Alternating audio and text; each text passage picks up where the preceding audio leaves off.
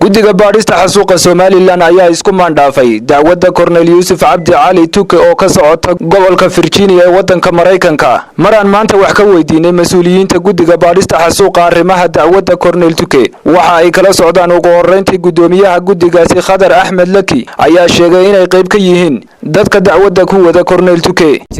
ninbaa jira Tuke la yiraahdo imika maxkamad la saarayo guddida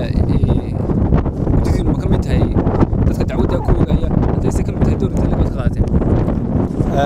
waan ognahay dacwadiisuna xafiiskayga taala qayb baanu ka nahay cadaymo badan oo uu geystayna waanu haynaa qaarna waanu u dirnay qolada looyarada ah ee kiiska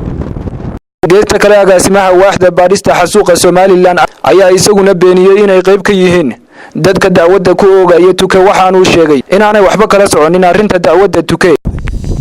أحمد إسماعيل علي واحد هاي أقاسمها واحد باريس حسوقة والواحد نجور تاع مكميتين تتكدع ودك وذا منك تكلي أحد هذا السكميتين دور أنت اللي بخاطر. بسم الله الرحمن الرحيم هو إيه مقال كاغاس لقو اللي كانت تكلي هذا تعود لكم هو الله بدي وحوق يستي أيام مريكان وقتكتي وكدعوني سال قصر كاركينا وحسامين رفول اللي مترتو سي موقتا دعوده waxa ku ogay wadadka wareer Somaliland idukuna waxa tahin gudidaas ay kamitihiin sabab ugu mid noqdo marka anagu saameyn ku leeyahay way dadkaas wad Mareykan Ameerika 60 sano isla horta dhalashaa isla Mareykan u qaatay kaladuuti iyaguna halkaas kaga dabatay dadkii iyaga raadsanay qofkii dhibaytay citizenka Soomaalida ay ku nool Mareykanku wadada Somaliland ee dacwada ku ogayaan marka dadkaas meedaan dadkoodii baa ay laayeen aynu kaas ay yiraahdeen waxa weey wasarkal buu hayo dadkoodii buu laayay iyaga isku dacweynay laakiin anagu wax taakuleena u siinay laga yaraatay iyaga aqoon u lahaa iyaga garanay kii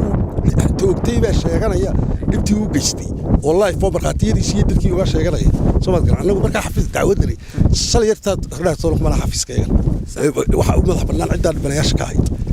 ay aslaas Cornel Tuke waxa uu ka mid ahaa saraakiisha ciidanka qaranka Soomaaliyeed ee dawladda Maxamed Siyaad Barre. Cornelku waxa uu ka mid ahaa saraakiil tobabar fiican ka soo qaatay wadanka Mareykanka sida uu sheegay qareenkiisa Joseph Peter waxaanu dawladii kacaanka ka ahaa taliyihii guutada shanaad ee militariga Soomaaliya waxaana saldhigiisu ahaa degmada Gabil. Axmed Nuur Ciise Mohamed Bulsho TV Hargeysa.